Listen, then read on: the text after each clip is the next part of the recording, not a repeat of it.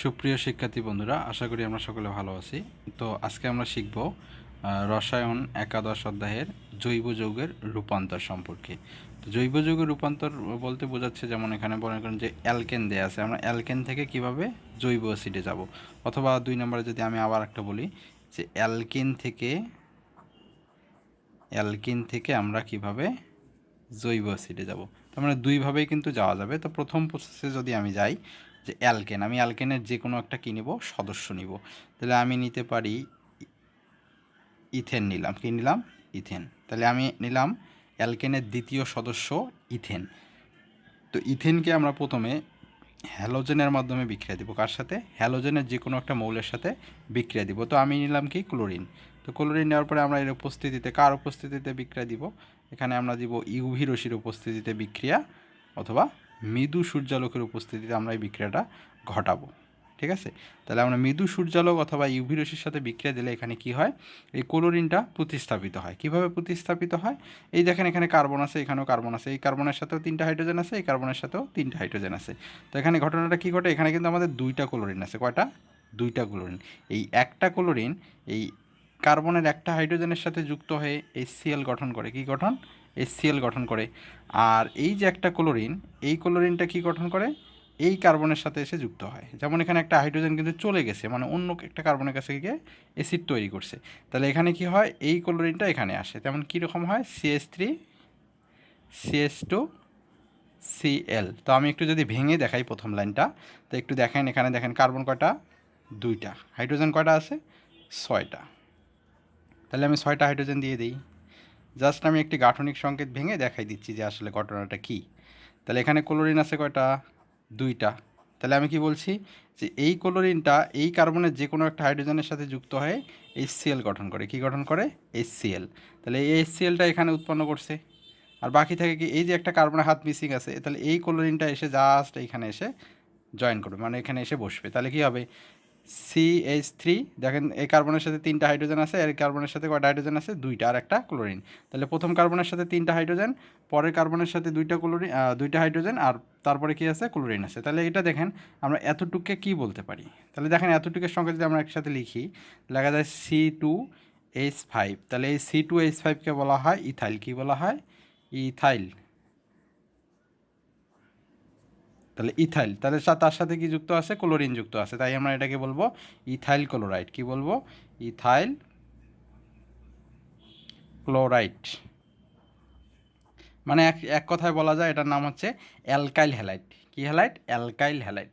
আমরা এতটুকুকে বলতেছি অ্যালকাইল মূলক, তার সাথে ক্লোরিন মানে হ্যালোজেন গ্রুপ। তো হ্যালোজেন গ্রুপকে আমরা কি বলি? হ্যালাইড বলি। এই জন্য বলা হচ্ছে অ্যালকাইল হ্যালাইড অথবা ইথাইল ক্লোরাইড, যে কোনো একটা আমরা বলতে পারবো। তাহলে পরবর্তীতে কি হয়? এই ইথাইল ক্লোরাইডটা আবার বিক্রিয়া করে। দেখেন এই ইথাইল ক্লোরাইডটা কার সাথে বিক্রিয়া করবে? কথা হচ্ছে কার সাথে বিক্রিয়া করবে। দেখেন অ্যালকেন থেকে জৈব অ্যাসিডে যাওয়ার সময় আমাদের প্রথমে কয়েকটা ধাপ অতিক্রম করে যাইতে হবে। প্রথমে আমরা অ্যালকেন থেকে, আমি বলতেছি, আপনারা একটু শুনবেন। তো দেখেন অ্যালকেন থেকে প্রথমে আমরা যাব অ্যালকোহল, অ্যালকোহল থেকে তারপরে যাব আমরা অ্যালডিহাইড, তাহলে অ্যালডিহাইড থেকে আমরা যাব জৈব অ্যাসিডে। তার মানে মাঝখানে কিন্তু অ্যালকোহল আর অ্যালডিহাইড ঢুকতেছে। অর্থাৎ এই অ্যালকাইল ক্লোরাইডকে আমরা মানে অ্যালকোহল উৎপন্ন করব, মানে অ্যালকাইল ক্লোরাইড থেকে অ্যালকোহল উৎপন্ন করব। তাহলে অ্যালকোহল উৎপন্ন করার জন্য আমরা এখানে একটা ক্ষার ব্যবহার করব। সেই ক্ষারটা কি? সোডিয়াম হাইড্রোক্সাইডের জলীয় দ্রবণ। সব সময় এখানে অ্যালকেনের আমি দ্বিতীয় সদস্য যেটি হতে পারে, তৃতীয় সদস্য হতে পারে, চতুর্থ সদস্য, যে কোনো সদস্যই দেখ না কেন, সব সময় আমরা এই অ্যালকাইল হ্যালাইডটা অথবা ইথাইল ক্লোরাইডটাকে হ্যালোজেনে তৈরি করার জন্য সোডিয়াম হাইড্রোক্সাইডের জলীয় দ্রবণ ব্যবহার করব। তাহলে জলীয় দ্রবণের প্রতীক হচ্ছে একিউ, মানে একুয়ার বলা হয়। তাহলে এটার সাথে বিক্রিয়া দিলে কী হয়? দেখেন এই যে সোডিয়াম, এই সোডিয়ামটা এই ক্লোরিনের সাথে যুক্ত হয় লবণ তৈরি করবে। কি লবণ? Sodium chloride. তাহলে সোডিয়াম ক্লোরাইড, তাহলে এই হাইড্রোক্সিলটা এসে কোথায় যুক্ত হবে? এই ক্লোরিনের জায়গায় যুক্ত হবে। তাহলে আগে এসে কি? CH3 CH2, তাহলে ক্লোরিনের জায়গায় এসে কে বসলো? OH বসলো। তাহলে এটার নাম কি? এটার নাম হচ্ছে, দেখেন এতটুকুর নাম কি? ইথাইল। তাহলে OH আছে, OHটা কিন্তু অ্যালকোহলমূলক। OH থাকলে আমরা বুঝি কি? অ্যালকোহলমূলক। তাহলে এটাকে বলতেছি আমরা ইথানল, কারণ অ্যালকোহলের শেষে কিন্তু নল যুক্ত হয়। তাহলে কার্বন 2টা, এই জন্য বলা হচ্ছে ইথ, তাহলে ইথের সাথে যুক্ত হচ্ছে নল, তাহলে কি হচ্ছে ইথানল। তাহলে আমরা নামকরণ সম্পর্কে শিখবো, সমস্যা নাই। এই ইথানল থেকে আমরা আবার কি করব, দেখেন আমি বলছিলাম কিন্তু যে অ্যালকেন থেকে আমরা প্রথমে যাব কোথায়, অ্যালকাইল হ্যালাইডে। সেই অ্যালকাইল হ্যালাইডটাকে আবার সোডিয়াম হাইড্রোক্সাইডের সাথে বিক্রিয়া দিয়ে অ্যালকোহলে তৈরি করব।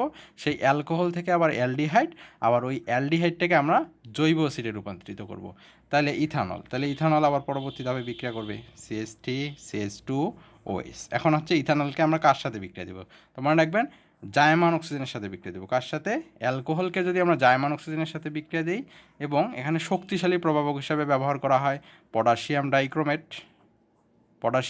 ডাইক্রোমেট আর সালফ্রিক অ্যাসিডের উপস্থিতিতে যদি বিক্রিয়া ঘটানো হয়, তো এখানে তৈরি হবে আমাদের অ্যালডিহাইড মূলক। তো দেখেন এখানে কার্বন কয়টা, কার্বন 2টা, তাহলে এখানে কি হবে, ইথানল থেকে ইথান্যাল উৎপন্ন হবে। ন্যালযুক্ত যেগুলো থাকে সেগুলোকে বলা হয় অ্যালডিহাইড। আর অ্যালডিহাইডের কার্যকারী মূলক হচ্ছে CHO। কি বললাম, অ্যালডিহাইডের কার্যকারী মূলক CHO।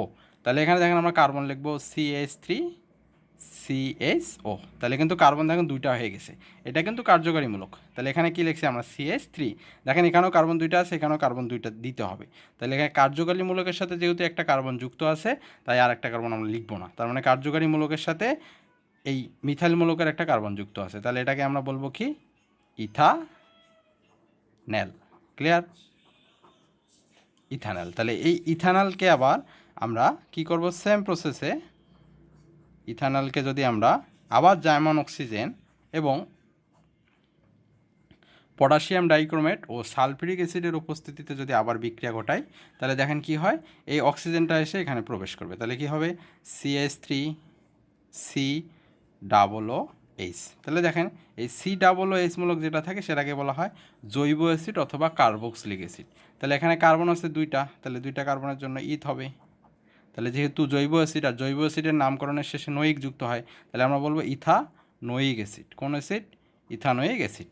আর এই ইথানোয়িক অ্যাসিডকে আমরা কি বলি, ভিনেগার বলে থাকি।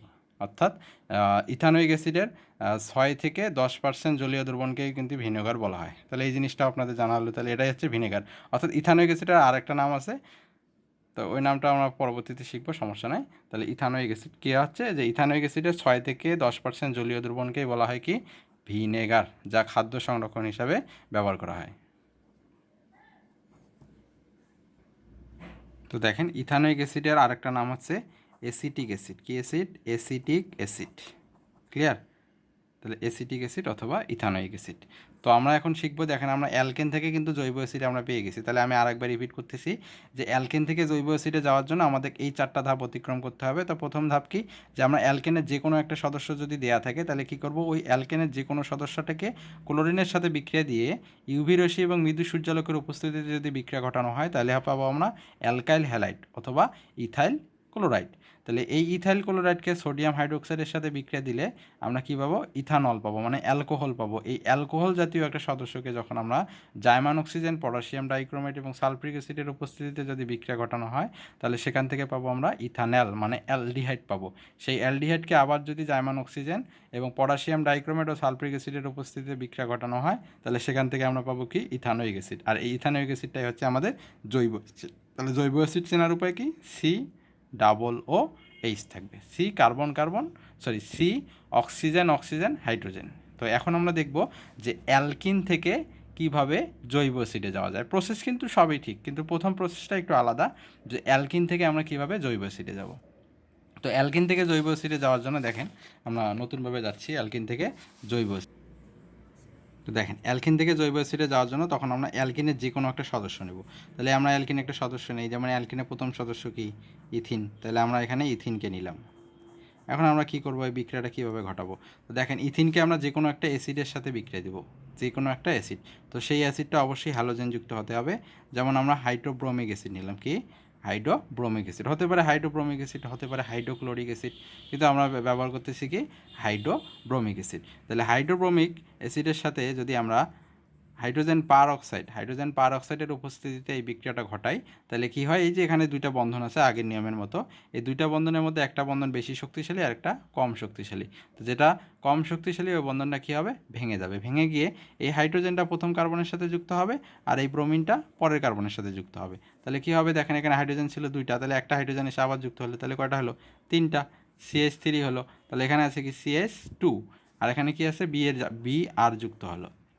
তাহলে এটাও দেখেন আগের মতো, জাস্ট আমরা এটা কিন্তু চেঞ্জ করছি অ্যালকেনের ক্ষেত্রে। তো অ্যালকেনের ক্ষেত্রে ছিল এখানে কি ক্লোরিন ছিল, আর এখানে ইউভি রশ্মি মৃদু সূর্যালোক ছিল। আর এখানে অ্যালকিনের ক্ষেত্রে আমরা কি ব্যবহার করছি হাইড্রোব্রোমিক অ্যাসিড, এবং এনজাইমটা কি ব্যবহার করছি হাইড্রোজেন পারঅক্সাইড। তাহলে এই হাইড্রোজেন পারঅক্সাইডের উপস্থিতিতে বিক্রিয়াতে দেখেন আবার কিন্তু অ্যালকাইল হ্যালাইড পাওয়া গেছে। তাহলে এই অ্যালকাইল হ্যালাইডটার নাম কি কী হিসাবে আসতেছে এখানে দেখেন, এটার নাম তো ইথানল না, ইথাইল। কী নাম এটা? ইথাইল। তাহলে ইথাইল, এখানে ব্রোমিন আছে, তাহলে আমরা কি বলবো ইথাইল ব্রোমাইড। ক্লিয়ার? তাহলে এই ইথাইল ব্রোমাইডটা আবার বিক্রিয়া করবে কার সাথে? ওই আগের মতো প্রসেস, এখন জাস্ট প্রথম বিক্রিয়াটাই কিন্তু একটু চেঞ্জ। তাহলে এই ইথাইল ব্রোমাইডকে আমরা কিসে রূপান্তরিত করব? অ্যালকোহলে রূপান্তরিত করব। তাহলে অ্যালকোহলে রূপান্তরিত করার জন্য আমরা সোডিয়াম হাইড্রোক্সাইডের জলীয় দ্রবণ ব্যবহার করব। তাহলে যার উপস্থিতিতে বিক্রিয়া দিলে এখানে সোডিয়াম আর ব্রোমিন মিলে হবে লবণ, সোডিয়াম ব্রোমাইড, আর এখানে কি হবে CH3 CH2OH।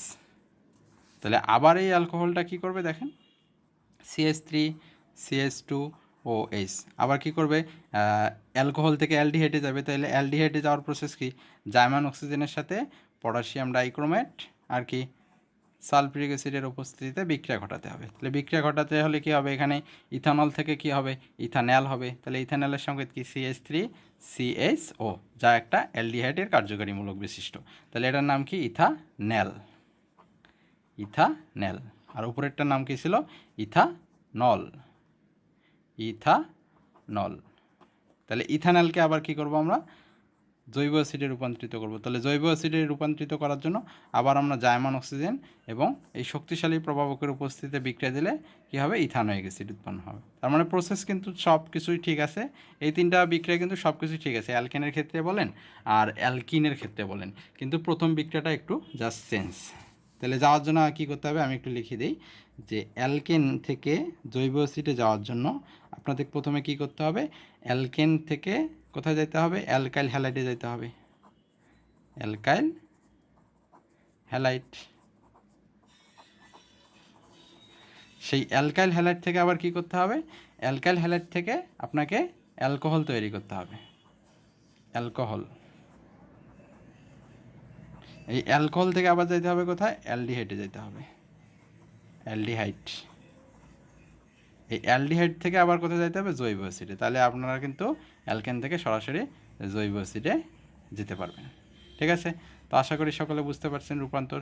এই অধ্যায়ের জন্য কিন্তু রূপান্তর ভেরি ভেরি ইম্পর্টেন্ট, অর্থাৎ রূপান্তর থেকে বারবার কোশ্চেন আসে, এবং রূপান্তর থেকে বিভিন্ন মূলে মানে এক যুগ থেকে আরেক যুগেও কিন্তু রূপান্তর করা যায়, মানে এক সদস্য থেকে আরেক সদস্য রূপান্তর সম্ভব। সেটা আমরা পরবর্তী ভিডিওতে দেখব। ধন্যবাদ সবাইকে।